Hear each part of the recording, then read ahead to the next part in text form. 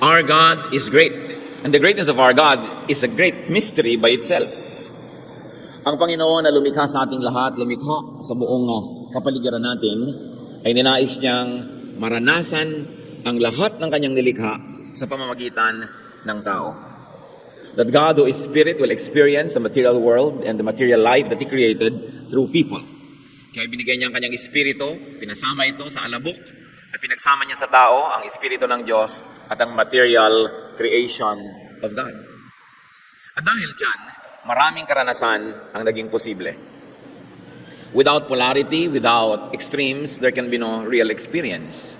Kaya kasama sa ating pakikilahok sa divine nature, yung lahat ng nararanasan ng tao.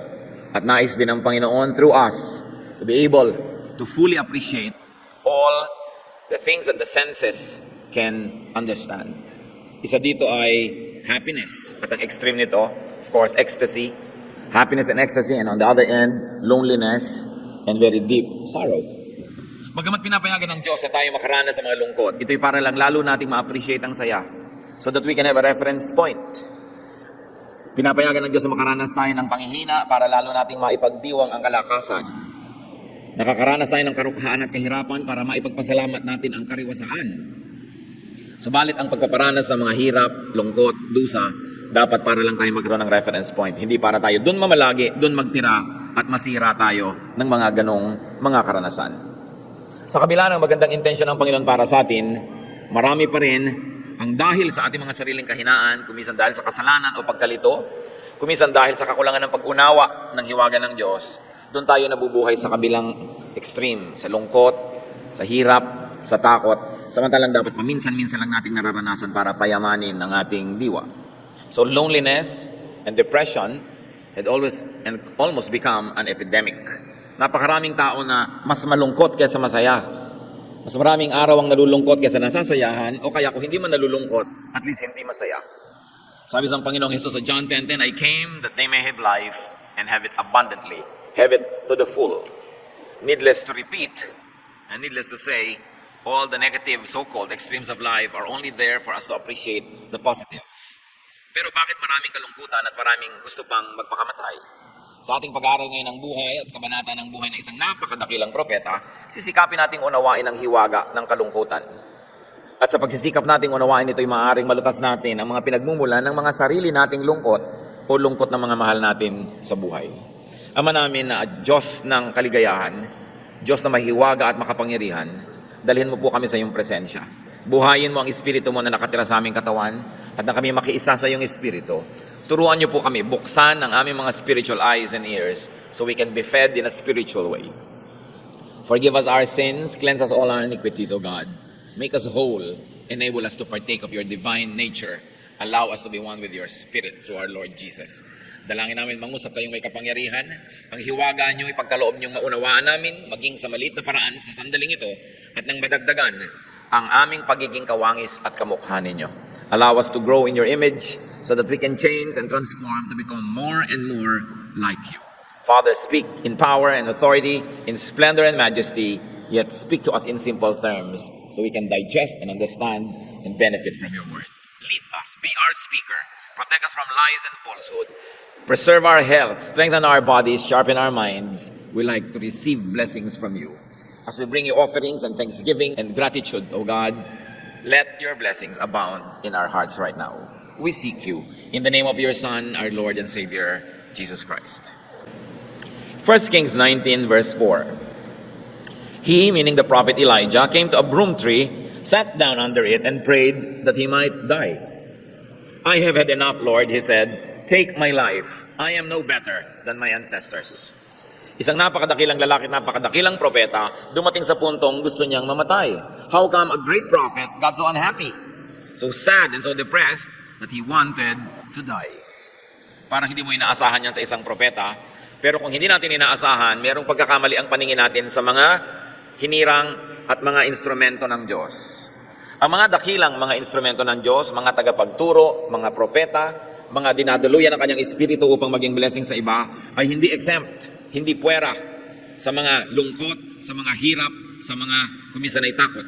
Sa kadalasan, mas sensitive ang mga mas espiritual at mga instrumento ng Diyos. Kaya mas higit lalo silang nauuga, higit mas lalo kumisang natatakot, higit lalong naapektuhan ng hirap, ng lungkot, ng pangamba.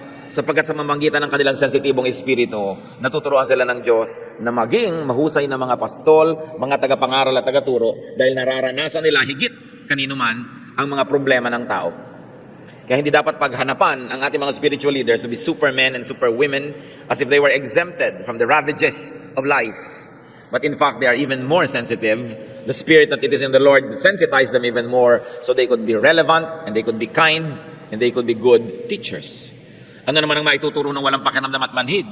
Paano aakayin nung sobrang laging mabuo ang loob yung mga natatakot? Paano niya uunawain ang mga nangangamba? Kaya pati ang Panginoon, sinabi, lahat ng temptation, dinanas niya upang sa pamamagitan ng anak ng Diyos, ang Diyos na espiritu at hindi physical, malalong maunawaan at maranasan ang dinaranas sa mga taong tulad natin na physical at spiritual din. Siyempre, alam ng Diyos lahat yan, pero kumbaga alam lang niya yung sa teorya kasi hindi naman talaga nangyayari sa Kanya dahil hindi siya physical. Kaya kinailangan ang Diyos sa Kanyang lalong pagpapahalaga at pag-ibig sa atin, ipinadala ang bahagi niya ang Kanyang anak na tinatawag natin upang saluhan tayo sa ating pagkalupa at pagkatao. At habang nananatili siyang nakasalo sa Diyos Ama sa langit sa pagka-espiritu, kasalo natin sa pagkalupa, kaya siya ang nagiging tulay natin na mga lupa at espiritu doon sa espiritu lamang na Diyos. Kaya dinanas ng Panginoon lahat ng pagsubok at lahat ng pasakit at hirap. At nang sa ganoon, ang Diyos Anak ay bumalik sa piling ng Diyos Ama, lalong-lalo na ngayon na nauunawa at na-appreciate ng Diyos na Espiritu ang kalagayan natin. And the Bible says, and God remembers that we are dust. At yun din ang dapat nating maalala tungkol sa ating kapwa, na yung asawa mo, yung anak mo, magulang mo, yung pastor mo, yung mga tauhan sa iyong buhay ay mga tulad mo ring lupa. At dahil doon, lumalawak dapat ang ating pangunawa, hindi ang panghuhusga sa kapwa. Bakit ginustong mamatay ng propetang ito?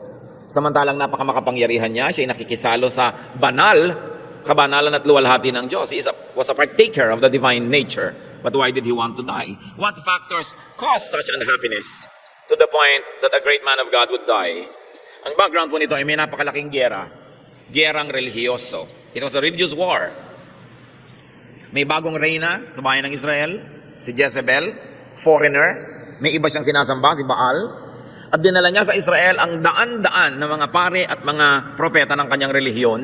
At isa-isa niyang ipinapatay ang mga propeta ng Israel. Nananaig ngayon ang kadiliman, nananaig ang pagsamba kay Baal at napakalaking religious war ang nagaganap. At yun ang background ng kasaysayang ating tutunghayan.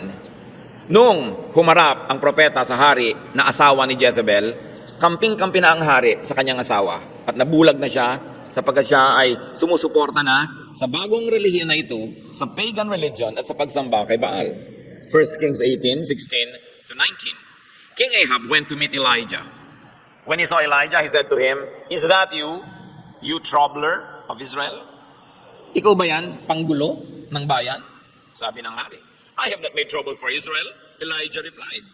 "But you and your father's family have. You have abandoned the Lord's commands and have followed the Baals." Sabi, sinong panggulo sa atin? Kayong mag-anak. Sumunod kayo kay Baal. Ginulo niyo ang ating bayan, ginagalit niyo ang ating Diyos. Verse 19, "Now summon the people from all over Israel to meet me on Mount Carmel, and bring the 450 prophets of Baal and the 400 prophets of Asherah who eat at Jezebel's table." So ang reyna ay tumataguyod ng 850 prophets of Baal. Samantalang ang tingin ni Elijah, siya na lang ang natira dahil inubos na ang mga katulad niyang propeta ni Yahweh. Lingid sa kanyang kaalaman, meron pa naman ng mga natira at ikinubli ng mga supporters sa mga kuweba. But let's study Elijah's unhappiness. At sa pagtatangka nating unawain yun, ay mauunawaan din natin ang ating mga sarili at ang ating mga mahal sa buhay. What were some of the roots of Elijah's unhappiness? One was rejection. Yan ang isang pinag-ugatan ng kanyang lungkot. The king rejects him, the establishment was rejecting him. At kuminsan kahit alam mong kakampi ang Diyos, kakampi mo ang Diyos, may epekto pa rin sa iyo pagkagalit sa iyo ang tao at hindi ka kakampi. There was misunderstanding. He was being called a troublemaker. Isa yung malakas magpalungkot, yung hindi ka nauunawa. There was disconnection from the king, from the people, and from his fellow prophets. Wala siyang komunikasyon sa kanyang mga kapwa propeta. Ang palagay niya ay siya nag-iisa na lang And of course, there was disappointment. He was very disappointed with the king, who was supposed to be an instrument of God, but this time this king was becoming the instrument of his wicked wife, Jezebel. And he also faced a very big opponent, 850 prophets ng kabilang partido. Nakakalungkot ang mga ganong bagay. Saan mo man tingnan? 1 Kings 18:20-21. So I have sent word throughout all Israel and assembled the prophets on Mount Carmel. Elijah went before the people and said, "How long will you waver between two opinions? If the Lord is God, follow him. But if Baal is God, follow him." But the people said nothing. Ang panukala nitong si Elijah, ipunin mo ang buong bayan, tawagin mo rin ang 850 prophets ng asawa mo, magkita-kita tayo sa bundok ng Carmel.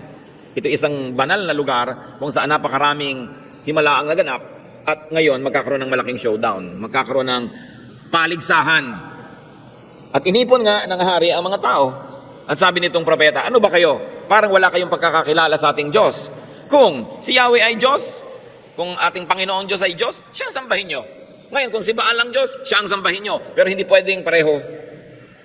Hindi pwedeng dalawa. Hindi kayo pwedeng mamangka sa dalawang ilog.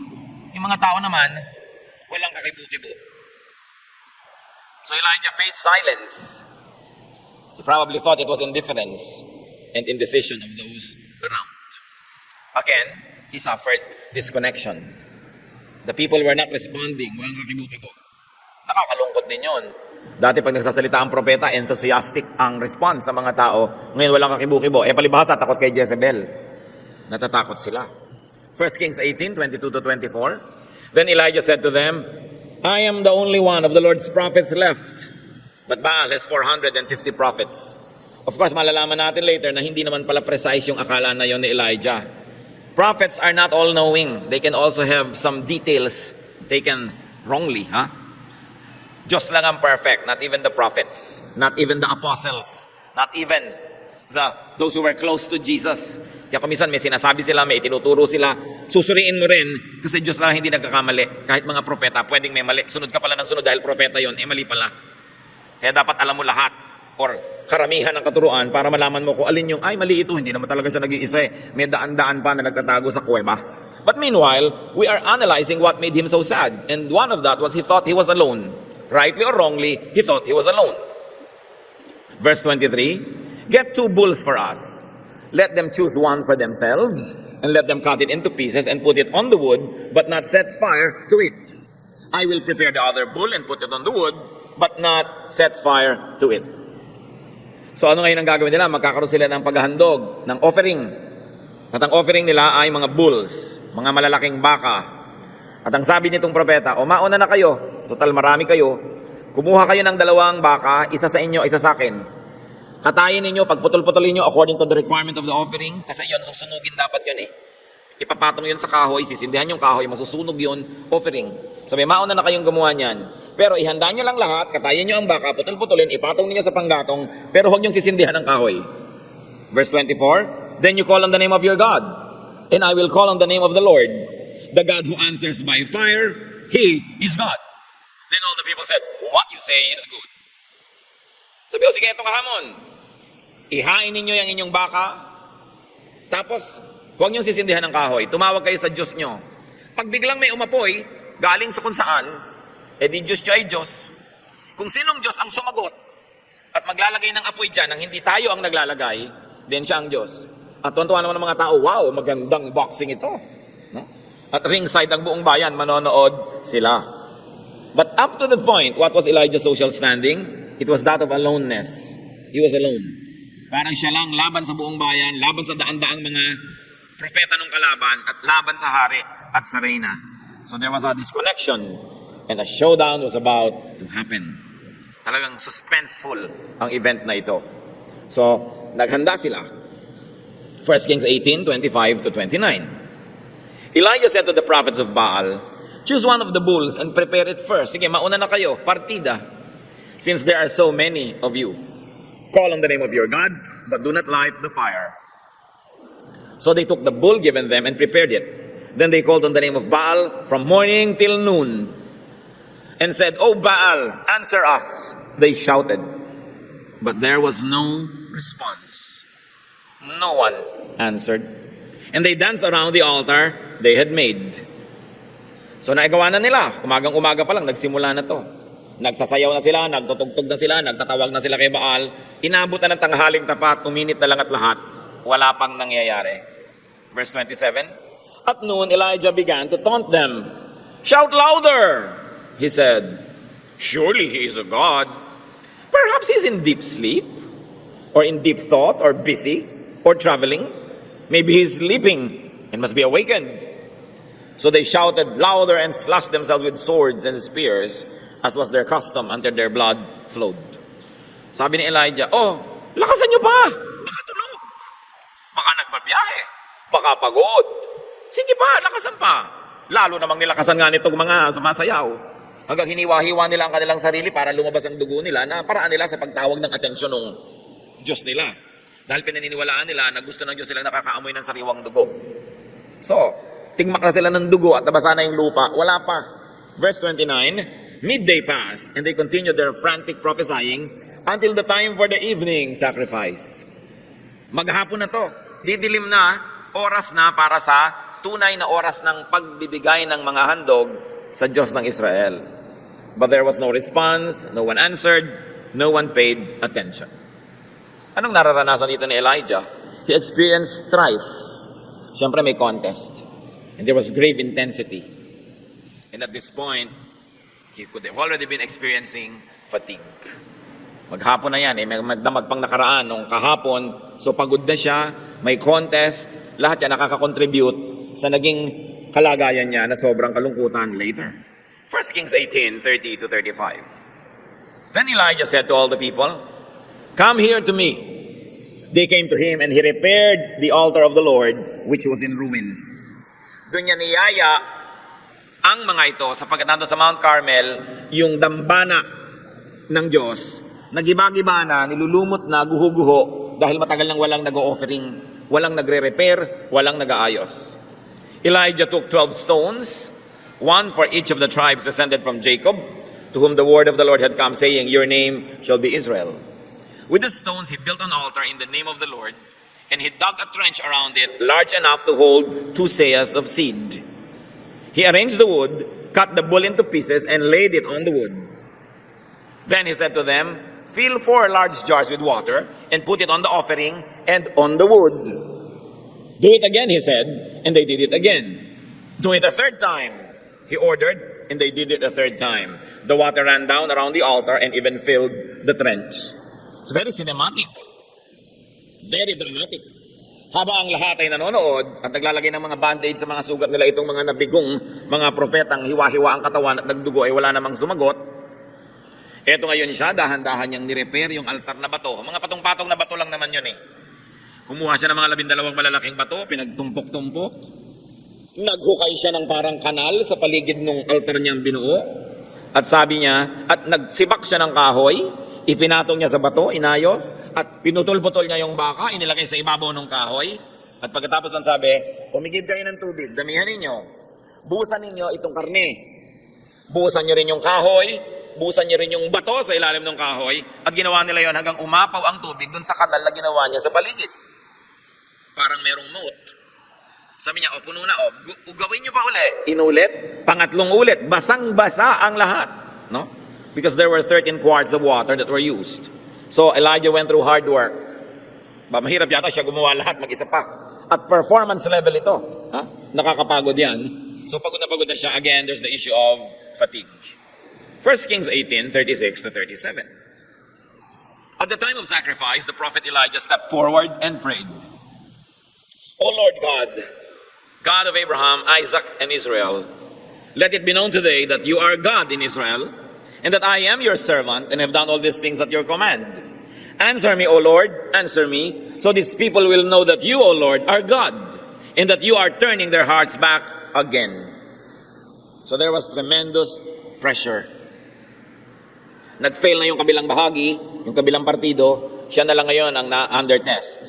At sinabi niya, Lord, tayong dalawa ang under pressure here, tayong dalawa ang nakasalang para subukan. Patunayan mo sa kanila kung sino ka na ikaw ang Diyos ng Israel at At patunayan mo rin sa kanilang, ako talaga ang hinirang mo. At hindi itong 850 na ito na kinakatakutan ngayon sinusunod ng mga tao. So there was tremendous pressure. 1 Kings 18, 38 to 39. Then the fire of the Lord fell and burned up the sacrifice, the wood, the stones, and the soil, and also licked up the water in the trench. When all the people saw this, they fell prostrate and said, "The Lord, He is God. The Lord, He is God." Sa pagdarasal na ito ni Elijah, patunayan mo, O Diyos, kung sino ka. At patunayan mong ako, hindi ang mga peke na ito ang hinirang mo. Biglang may nalaglag na apoy mula sa langit. At nag-apoy yung karne. Nauna yung karne, nag-apoy. Baligtad dito. Sumunod na nag-apoy yung kahoy. At pati yung bato, at pati yung lupa, nag-apoy. At pati yung tubig na umaapaw, nag-evaporate sa init at tindi ng tubig na galing sa Panginoon. Napatunayan ng bayan kung sino talaga ang Diyos. So, silang lahat ay sabi, totoo nga, ang Diyos natin ang Diyos. Siya ang dapat sambahin. So what did the prophet experience here? Success. There was glory. Nagtagumpay siya. Napakalaking tagumpay para sa Diyos at para sa kanya ring ministry. 1 Kings 18:40. Then Elijah commanded them, "Seize the prophets of Baal. Don't let anyone get away." They seized them, and Elijah had them brought down to the Kishon Valley and slaughtered there. O napagod na naman ang pobreng Elijah, mag-isa niyang pinatay lahat ng 850 priests na ito. So there was victory. Complete, perfect victory. But you know what? Success and glory could lead to unhappiness and depression. Akala nyo ba, kabiguan lang nakakapagpalungkot? Ang katakataka, yung sobra ding tagumpay, pag lalo't di mo nadala at nakaya, pwede ka rin niyang sirain. Kaya may mga rock stars, mga movie stars, politicians, statesmen, even religious leaders, and in our story, even the prophet Elijah, nalungkot magkatapos yung tagumpay. Hindi na kaya. Because there could be unhappiness after great glory. Kaya nakikita nyo yung mga artista kumisan, lalo sa tanghalan, sa entablado, pagkatapos ng kanilang huling palabas, may cast party. Kasi gising na gising pa yung electricity ng body nila sa palakpak, sa tagumpay, mahirap itulog yon. Kailangan ma-deflate ka, kumbaga sa lobo, halos puputo ka na, kailangan magbawas ka ng hangin dahan-dahan para hindi ka sumabog. And as we can see here, unhappiness is, among others, electricity. So Elijah was electrified by his victory, pero nabasa natin maya-maya, gusto niyang mamatay. 1 Kings 18:41 to 42. And Elijah said to Ahab, "Go, eat and drink, for there is the sound of a heavy rain." So Ahab went off to eat and drink. But Elijah climbed to the top of Mount Carmel, bent down to the ground, and put his face between his knees. Anong background nito, mga kapatid? 7 taon na hindi umuulan. May tagtuyot, taggutom, may salot sa bayan ng Israel dahil sa kanilang idolatry. At dahil muling nabuo ang dambana, ang altar ng Diyos, muling naparangalan ang kanyang propeta, muling nasamba ang kanyang pangalan, at muling nagkaroon ng offering doon sa altar na yon, magpapaulan na ang Diyos. At naramdaman yon ng propeta. Sabi niya sa hari, kumain ka, uminom ka, malakas ang darating na ulan. Ano yung konteksto? Mahaba ang biyahe mo, magbiyahe ka na pa uwi. Kasi magkakaroon ng balaho. Lahat ng natuyong lupa na naging alikabok, mababasa ng ulan, magkakaputik, hindi makakalakad ang chariot mo, ang mga kabayo mo, hindi makakatakbo sa makapal na putik. So kumain ka na, uminom ka, maghanda ka na, at umuwi ka na. Meanwhile, ang propeta hindi naman kumain. Pumunta siya sa bundok, at halos ilagay niya yung ulo niya sa pagitan ng dalawan niyang tuhod na siya'y nakatalungko. He was squatting and his face nearly touched the ground. It was an act of deep worship and meditation of some of the prophets in the Old Testament. But there was hunger and thirst for him na idinagdag pa sa kanya mga pagod, hirap na naranasan. Naging malungkot din siya, as we can see. Unhappiness is, among others, chemistry. Nakakalungkot din yung gutom ka. Kaya maraming mga sobrang nagda-diet na de-depress. Hindi nila alam, ba't ang lungkot-lungkot ko, yung bewang ko, 22 na. No? Yung pala habang lumiliit yung bewang, pwede yan ma-depress ka kasi kulang ka na talaga sa nutrients. 1 Kings 18:43 to 45. Go and look toward the sea, he told his servant. And he went up and looked. There's nothing there, he said. 7 times Elijah said, go back. The 7th time, the servant reported, a cloud as small as a man's hand is rising from the sea. So Elijah said, "Go and tell Ahab, hitch up your chariot and go down before the rain stops you." Meanwhile, the sky grew black with clouds, the wind rose, a heavy rain came on, and Ahab rode off to Jezreel. So nangyari, umulan. At nagbiyahe itong si Haring Ahab. Now, the distance between Jezreel and Mount Carmel was more or less 32 kilometers. And the Bible tells us that this prophet Elijah, after a very, very tiring day, ran ahead of the chariot and went and reached Jezreel ahead of the king. So nagtatakbo pa siya. So there was exhaustion. As you can see, happiness or unhappiness is also fatigue. Pag sobra kang pagod, may tendency ka ring ma-depress. 1 Kings 19, 1-4, nakita si Ahab at ang kanyang asawa. Sabi siguro ni Jezebel, patay na ba si Elijah? Now Ahab told Jezebel everything Elijah had done and how he had killed all the prophets with the sword. So Jezebel sent a messenger to Elijah to say, "May the gods deal with me, be it ever so severely, if by this time tomorrow I do not make your life like that of one of them." So nabalitaan ni Jezebel na namatay ang lahat ng kanyang mga kampon. Nagpadala siya ng mensahe dito kay Elijah. Text siya agad, "Elijah, bukas patay ka. Kung anong nangyari sa mga prophet ko, ganun din ang mangyayari sa iyo." Verse 3, Elijah was afraid and ran for his life. Nakita niyo to? Matapos yung tagumpay, yung napaka-dramatic na pagpapakilala ng Diyos kung sino siya, Elijah was afraid and ran for his life. Ngayong pang patay na yung 850 prophets, ngayong pang bumalik na ang debosyon ng Israel sa Diyos, ngayong pang siya na uli ang kinikilalang propeta, natakot at nagtago. When he came to Beersheba in Judah, he left his servant there, while he himself went a day's journey into the desert. He came to a broom tree. Bumalik na tayo sa binasa natin kanina sa simula. He came to a broom tree, sat down under it, and prayed that he might die. "I have had enough, Lord," he said. "Take my life. I am no better than my ancestors." So what added to the brew, there was threat to his life. Meron din naman dati na. And there was fear. Meron na rin naman dati na. Pero anong dumagdag? Kasi nagkahalo-halo na lahat. Yung tagumpay, yung takot, yung pagod, yung gutom, yung hirap, nagkahalo-halo. It was too much ministry. Kaya sabi niya, "I have had too much." Nasobrahan. So pati yung propeta, nung nasobrahan, na-depress. Gusto na niyang mamatay. Ba't natin ito pinag-aaralan? Para masuri natin our own unhappiness. The roots of our unhappiness can be the same as that of Elijah's. Where did unhappiness come from? Because unhappiness can come from one, rejection. Tulad niya, pag nare-reject tayo, we can be unhappy. Lalong-lalo if you experience rejection in childhood.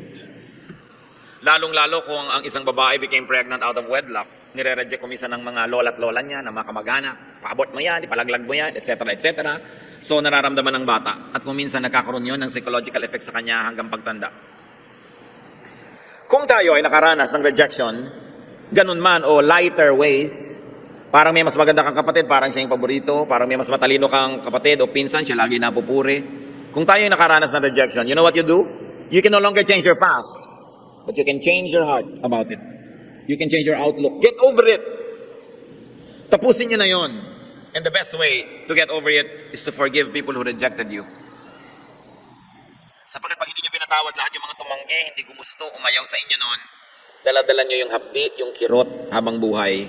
At kaya madalas gusto niyo siguro magpakamatay o nalulungkot kayo, hindi niyo maintindihan. Kasi merong nakaugat sa puso niyo yung dapat ay bunutin, and that is sorrow and pain and bitterness. At ang mahalaga, get accepted by others now. Become more acceptable. Kung nagkulang noon ang pagmamahal sa atin ng mga tao, sikapin nyo ngayon na mahal naman kayo ng iba, maging kamahal-mahal kayo. Mas maging magandang ating ugali, tayo'y makibagay, makisama, at nang sa ganoon, mas matanggap tayo para makatakas na tayo doon sa hindi ako minahal noon, kawawa naman ako noon, puwera ako noon. Noon na yun eh. At sa lagay, naapektuhan ka na nung araw, hanggang ngayon maapektuhan ka pa, bukas maapektuhan ka, next year maapektuhan ka rin, paulit-ulit ang kalugihan mo. Kailangan mong palayain na yung sarili sa tulong ng Diyos. And the best way is to forgive everyone who rejected you, and then accept as much love now, being more and more lovable. At isang magandang lesson sa atin mga kapatid, do not reject people. Lalo kayo yung magulang, kayong lolo, kayo yung lola, walang kasalanan yung bata, kung anong bakit siya nandyan, huwag nyo i-reject. Kumisan yung mga lola, naiinis doon sa manugang, yung bata ang napagdidiskitahan, rejected. Lalo kamukha ng kanyang balae. kamukha ng balay itong batang to, mukhang impacto. No? So yung bata, walang kamalay-malay, nare-reject siya. Kung minsan naman, gustong-gusto mo yung isang manugang mo, mahal na mahal mo yung apo mo na yung sa manugang mo, ang bata sensitive. Let's not reject people. Teacher ka, don't play favorites. Mas huwag tayong mag-reject kasi alam natin, malalim ang sugat na nilalakhan niya. So as much as we would like to be free from the bitterness of being rejected, let's also set people free from being rejected. Yun ang lesson na matututunan natin dito. Para hindi iibigin ninyo o nino man na magpakamatay o mamatay dahil sobrang malungkot. And of course, there was disappointment on the part of Elijah about the king and the nation. Para hindi ka laging ma-disappoint, don't expect too much. Don't expect too much. At tayo naman, tulungan natin ang ating kapwa that they don't get disappointed with us. Do what you must. Perform your duty. Do your best so people don't get disappointed in us. And what's very important is to avoid disconnection. Get connected. Allow others to connect with you. Be accessible. And you also reach out to others. Talagang totoong nilikha tayo ng Diyos na ang kaligayahan natin ay sa piling ng kapwa din natin tao at sa piling ng Diyos. Kaya hayaan natin magkaroon tayo ng connection. Another unhappiness of Elijah could have come from aloneness. So what do we learn? Have a healthy balance of solitude and company. One of life's greatest pleasures is good company. Napakayaman mo, kapatid, kung meron kang kaibigan, kamag-anak, pinsan, kapatid, whatever, na masarap kasama. Kayamanan yon. At lalo namang napakainam na ikaw ay maging dagdag na yaman sa kapwa dahil masarap kang kasama. Pero kung ikaw ay judgmental, pintasera, lagi na lang may reklamo, mahirap kang kasama. Dinedepress mo ang iyong kapwa nun. And at the same time, madedepress ka rin. What about strife and fatigue? We have to learn to have peaceful relaxation and peaceful coexistence with people. Na hindi tayo nakikigyera lagi. Choose your battles para hindi ka laging maraming kaaway, kagalit, nakaka-stress yan. At kumisan, pag nagkasama-sama lahat, gusto mo na rin mawala sa mundong ibabaw. Pressure also added to his unhappiness. So we choose our battles whenever we can. Huwag kang likha ng gulo. Huwag kang pangako ng pangako. Nakaka-pressure yon. Don't be a guarantor kanino mang utang kasi sobrang pressure na nakadagan sa'yo. Kailangan matuto ka mabuhay na konti lang ang pressure. Don't say yes to every invitation. Don't accommodate everybody because you'll be pressured. Pinipili mo lang yung talagang gusto mo at kung may paminsan-minsang ayaw mo pero dapat, konti lang yon, hindi marami. At isa yan sa mga dapat nating matutunan mga Pilipino, sobrang kasing mababang loob tayo, sobrang mabait, to say no. Lagi na lang tayong yes, tapos ikaw yung nagdurusa. Part of the freedom that God wants to give you is for you to be free from needless pressures. At isa pa na dapat nating bantayan, glory. Victory. Pag sobra kang yumayaman, sobra kang sumisikat, sobra kang gumaganda, sobra kang nagtatagumpay, go down. Huwag ka masyadong maniwala na dakila ka. And very importantly, how do you get the pressure of glory from your shoulders? Share it with other people. Share the credit with other people, especially with God. In fact, give God the glory. Para hindi ikaw nagbubuhat ng glory na yon. Kasi ang kabiguan at tagumpay, pareho yung mabigat buhatin. Marami sa atin, marami ng practice sa kabiguan. Kasi mas maraming kabiguan kaysa tagumpay eh. Kaya pag nabibigo ka, nalulungkot ka lang pero hindi ka natutumba. Pero marami ang hindi nadadala at hindi nakakaya yung tagumpay. Doon sila nasisira. Kaya kung minsan, ang hinihiling mong tagumpay sa Diyos, pag hindi niya ibinigay, pasalamat ka rin. Kasi alam niya yung load limit mo. Wawasakin ka lang ng sobrang tagumpay, kaya ibibigay lang sa iyo yung kaya mong dalhin. Even God's no answer is a blessing dahil alam niya ang ating kapasidad. What about his hunger and thirst? So alam na natin yung solusyon. Eat and drink properly. It's not enough to just eat or drink properly, yung tama sa'yo. Yung mga sobrang maingat nga sa katawan, kinoconsider pa nila yung kanilang blood type. Hinahanap nila kung anong bagay sa blood type nila na pagkain. Body type nila. Yung kanilang lifestyle, binabagay din nila. Hindi naman yung diet, halimbawa ni Jane Fonda, bagay sa'yo, hindi ka naman si Jane Fonda. Di ba? Ikaw si Jane Punda. No? So si Jane Unan, iba na naman yun. Hindi kayo pwedeng pare-pareho. Kung yung ginagaya yung mga model, magkaiba naman. Tsaka yung mga model, alam nyo, lalo yung mga nakikita nyo sa TV, lumalaban ng mga bikini open. Mga 2 araw yung hindi umiinom ng tubig. Dehydrated na dehydrated para ma-define yung mga muscle nila. Walang katubig-tubig ang katawan. Kaya kadalasan, pagkalabas nila doon sa backseat, mga natutumbat na hihimatay. Kasi talagang ang pagde-deprive sa sarili para pumayat. Ba't yung gagawin yun? Paparusahan nyo ang inyong sarili. No? So kailangan, may body type ka, may comfortable weight ka. Kung talagang yun, di yun. you cannot be somebody else. And you must not depress yourself trying to be someone else. At isa pa pang nakita natin dito kay Elijah, fear. So deal with your fears. Uproot or at least minimize if you cannot conquer your fears. Dapat yan, inilalagay sa lugar. What are more insights into the cures to unhappiness and depression according to the experience of Elijah? Nasabi na natin, dagdagan pa natin, na lalong-lalong ngayon nakabase sa kanyang karanasan. 1 Kings 19, 5-8. Tuloy ang kwento. Then he lay down, matapos siya sabihin, Lord, gusto ko nang mamatay. Then he lay down under the tree and fell asleep. All at once, an angel touched him and said, get up and eat. He looked around, and there by his head was a cake of bread baked over hot coals in a jar of water. He ate and drank and then lay down again. Matapos siya magreklamong hindi na niya makaya, napahiga na siya doon sa lilim ng puno at siya ay nakatulog. Pinukaw siya ng anghel, hinipo siya, tinapik-tapik at sinabing, bumangon ka muna. No? Kumain ka muna. Huwag kang matulog ng gutom.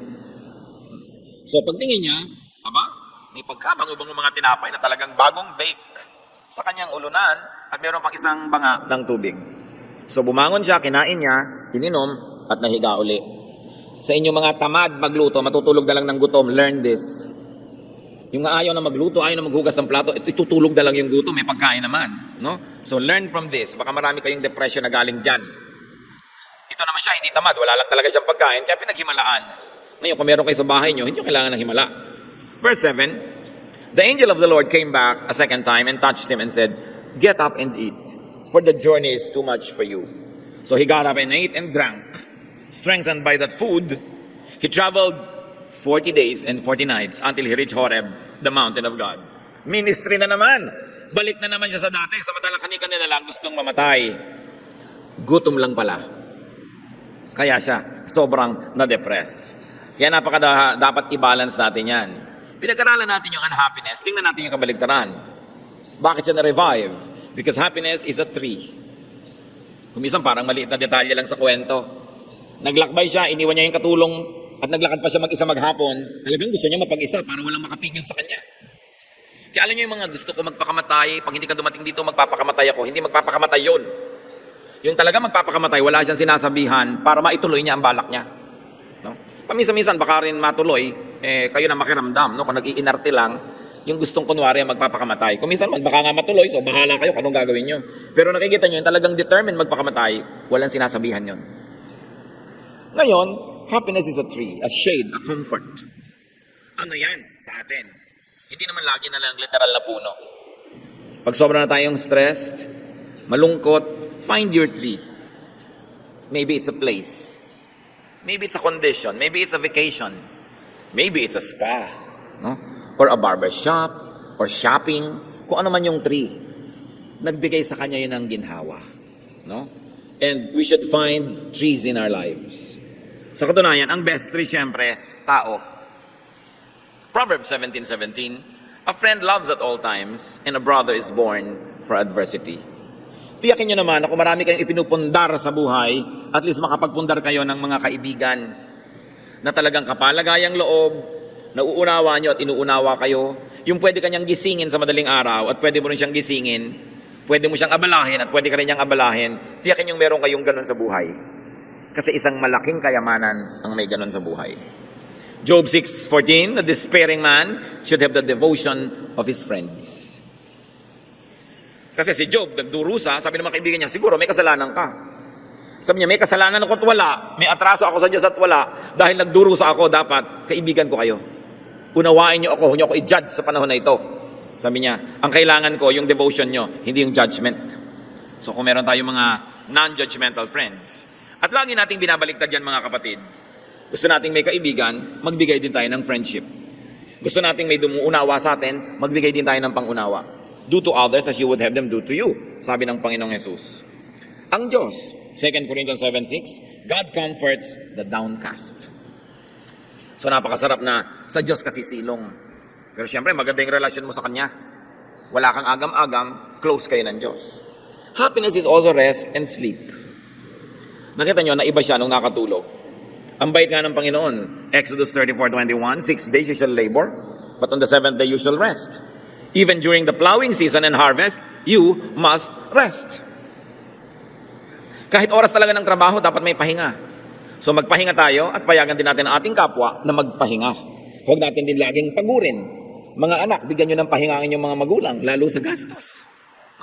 Mga anak din naman, pagpahingahin ng magulang mula sa kutakot-takot na sermon. Dapat may pahinga ang tao. Hindi lang ikaw ang may pahinga, dapat nagbibigay ka rin ng espasyo sa kapwa mo na magpahinga rin siya. Kung meron kayong mga staff sa bahay, abay bigyan nyo naman ng espasyo kung saan sila matutulog. At kung talagang wala kayong espasyo pero yung mga staff kayo sa bahay at natutulog sila sa sala, pag orasan ng tulog nila, huwag na kayo magpakalat-kalat sa sala. Huwag na kayo doon manood ng TV, magbasa at kung ano-ano dahil kailan pa sila matutulog. So binibigyan nyo ng pahinga. At yung turo na yan, lalo kung may kapangyarihan tayo over other people, we should exercise the prerogatives of God and give people rest. Mark 6:31, then because so many people were coming and going that they did not even have a chance to eat, he said to them, come with me by yourselves to a quiet place and get some rest. Ang Panginoong Jesus, napansin niya na yung mga disipulo niya ay sobrang pagod na sa dami na nagpapagamot, nagpapapray, nagpapacounsel. Sabi niya, teka, time out. Iwan natin lahat yung pasyente, rest muna tayo, retreat muna tayo. Nakita niyo pag-ibig ng Diyos, hindi lang niya mahal yung mga tao, mahal din niya yung workers. So niya, magpahinga tayo. Hayaan niyo na sila. Hindi naman nauubos yung may sakit at gutom, magpahinga muna tayo. At pag nakapagpahinga na kayo, tsaka itutuloy ang ministry. Jeremiah 31:26, my sleep had been pleasant to me. And Psalm 127:2 says that God grants sleep to those He loves. So do the same. Give people around you sleep. Husbands, pag hindi kayo umuwi sa oras o kayo yung mga nasa fieldwork, malayo, hindi makatulog ang mga asawa ninyo, lalo meron kayong bad record. Okay? Patulugin ninyo mga asawa nyo, ibalik nyo yung kanyang tiwala, pahinga ng puso, hindi yung pag nakatalikod siya kung ano-anong mga himala ang nagaganap. Kaya tuloy, pag hindi kayo magkasama, hirap na hirap ang loob. Napakalaking pahirap yan sa mahal nyo sa buhay. Kung ang Diyos, pinapahinga tayo, dapat kayo, kung sino man yung mahal nyo sa buhay, mga anak, patulugin nyo yung mga magulang nyo. Hindi yung alauna na ng umaga, wala pa kayo. Kung minsan alana, hindi na lang alauna, talagang alana, hindi na umuwi. No? Maawa kayo sa nagmamahal sa inyo dahil nag-aalala. Hindi yung sasabihin, safe naman ako, I'm okay. Bakit ba pinoproblema mo yan? Ikaw, alam mong safe ka kasi nandun ka, kasama mo yung sarili mo. Yung hindi nakakakita sa'yo, nag-aalala. At alam yung mga naghihimala, ayaw sumugod sa telepono, low bat. Low bat. Ting nawawala ka, low bat. No? Lagi na lang na walang signal. Mga ganyang mga issue. Sa Hong Kong nung araw, nung wala pang tunnel between Hong Kong and Kowloon, ang ginagawa ng mga husbands sa naghihimala, nagpapakagabi sa office para maiwan sila ng last ferry. Kasi alam nila, pag kumros na yung ferry, wala nang last trip, doon na sila matutulog sa Hong Kong Island.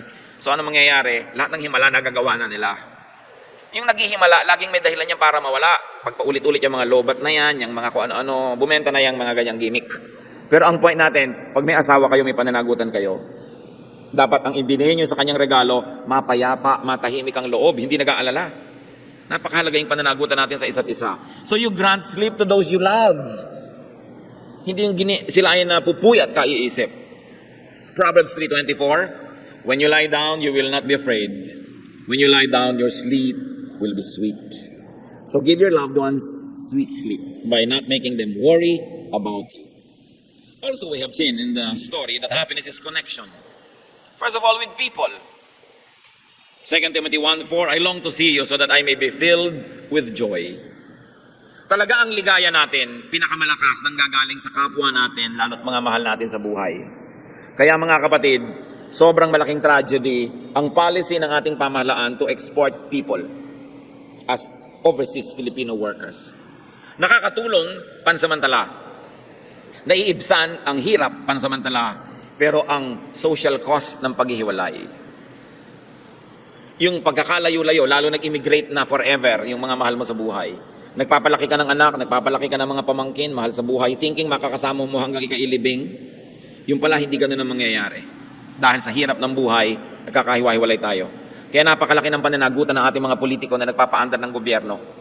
Kailangan isa sa mga platform nila, hindi lang damihan ang market for overseas Filipino workers abroad. Dapat ibangon nila, palakasin ang ating bayan para hindi tayo kailangang maglayasang lahat. Dahil nagkakahiwa-hiwalay, malaking lungkot yon. Hindi lang dapat balik bayan, dapat walang alis bayan. kung matino ang pamamalakad sa ating bansa.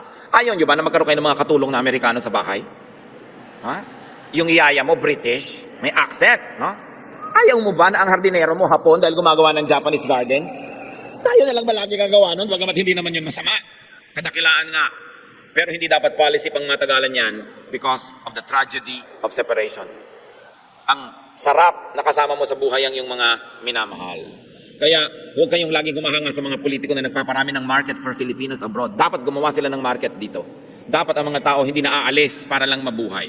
Kailangang ipaguhin niyang pamamaraan dahil sobra na ang lungkot na ibinibigay sa bawat isang tao niyan. Sabi sa Proverbs 27:10, "Do not forsake your friend and the friend of your father, and do not go to your brother's house when disaster strikes you. Better a neighbor nearby than a brother far away." Ipinapakita yung halaga na nagkikipagtulungan ka sa iyong kapitbahay. Kasi kung nakatira ka sa malayo sa iyong mga kamag-anak, dapat yung kapitbahay mo, parang kamag-anak mo yun. Kaya makipagkapwa ka. At huwag mong kakalimutan, kahit yung kaibigan ng tatay mo, naging ganyan ka dahil yung tatay mo sinuport ka, pero hindi mo alam, may kaibigan pala siyang nag-support din sa kanya. Sabi, tatanaw ka ng utang na loob, maging sa mga kaibigan ng iyong magulang. Kailangan mahalaga yan. And of course, if connection with people is very good, lalo naman yung connection with God. Acts 17:26-28. God determined the time set for them and the exact places where they should live. God did this so that men would seek Him and perhaps reach out for Him and find Him, though He is not far from each one of us. For in Him we live and move and have our being. So at the very least, huwag natin kakalimutan, nakatira ang Diyos sa atin, ang Espiritu ng Diyos ay nasa atin, hindi siya malayo because God lives in us. And what happened to Elijah? He received an angelic touch. An angel touched him twice. Connectedness is important.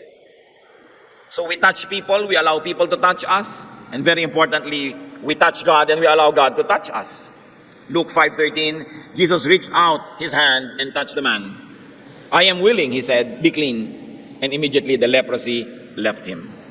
Luke 6:19, "And the people all tried to touch Him because the power is coming from Him and healing them all." The healing power of touch. Kahit hindi ikaw si Jesus, hihimasin mo lang, hahagurin mo lang ang mahal mo sa buhay, yung nalulungkot, kahit wala kang sabihin, nakakapagpagaling yun. Mark 5:28, the bleeding woman thought, "If I just touch His clothes, I will be healed." Touch people and allow people to touch you, not only physically, but very importantly, emotionally. What other source of happiness is there? Counsel, words, conversation. Kung ang salita ay nakakasakit, ang salita ay nakakapagpagaling din. Kaya napakahalaga na nag-iingat tayo sa ating pananalita. Pero ang mahalaga, meron tayong kausap, lalo kung tayo ay nalulungkot. Hebrews 10:25, "Let us not give up meeting together, as some are in the habit of doing, but let us encourage one another." Be sensitive when people need you, not only when you need them. Lalo yung mga text na, "Musta?" Every text is a cry for help. Pag may nagte-text, reaching out lang yan. Baka nalulungkot, baka naiinip. Ikaw naman, okay, bye. Pag may nagmumusta, okay, ikaw, kumusta ka? And then, encourage conversation. Kasi hindi naman yun mangungumusta ng walang nangyayari. Siguro naiinip. Kuminsan, gusto ka talaga niyang kumustahin, pero isipin mo, baka siyang may kailangan. And drop what you're doing and minister, especially if these people are important to you. If you love them and they love you. Psalm 7:1, "O Lord my God, I take refuge in you. Save and deliver me from all who pursue me." And that is what also many people need from us, that we save and deliver them. Finally, happiness is food and drink. Genesis 1:29, God said, "I give you every seed-bearing plant on the face of the whole earth, and every tree that has fruit with seed in it. They will be yours for food." So dapat marunong kang kumain. Ecclesiastes 8:15, "Nothing is better for a man under the sun than to eat and drink and be glad. Then joy will accompany him in his work all the days of his life God has given him under the sun." Acts 14:17, "God has shown kindness by giving you rain from heaven and crops in their seasons. He provides you with plenty of food and fills your hearts with joy." Very importantly, we should minister also through food. So be happy. Make others happy. Ang mga tao, kung anong binibigay natin sa kanila, yun ang nire-reflect nila pabalik sa atin. Bumabalik lahat yan. Kaya kung kabutihan ang ginagawa natin sa kanila, kabutihan din ang bumabalik sa atin. Maybe not through them, but through other people. Maybe not today, but definitely tomorrow. Nangyayari yon. Ang ginagawa natin sa tao, yun din ang nangyayari sa atin. So, ang sinabi ng Panginoong Jesus, kung anong gusto mong gawin sa ng kapwa, yun ang gawin mo sa Kanya. Strive to be happy and do your best to make other people happy. Iwasan natin yung mga nagpa-depress kay Elijah. Sobrang pagod, sobrang tagumpay din kung minsan na hindi na isi-share with others. Iwasan din natin yung sobrang magutom, mauhaw, mawalay sa kapwa, mapag-isa, nagiging bunga ay kalungkutan at kung minsan, depression. God wants you happy. Panginoon, salamat sapagkat kayo concerned sa amin at marami kayong iniwang mga lesson sa Biblia para aming kapulutan ng aral. Turuan niyo po kami na matuto, pag-aralan ng aming mga kalungkutan at kalungkutan ng mga mahal namin sa buhay at sa aming Panginoon na learning from you and from your wisdom, may life find us happier and we may make other people much happier. Pagbulay-bulayan natin sumandali sa tahimik na pananalangin ang iba pa mga personal application ng message na ito.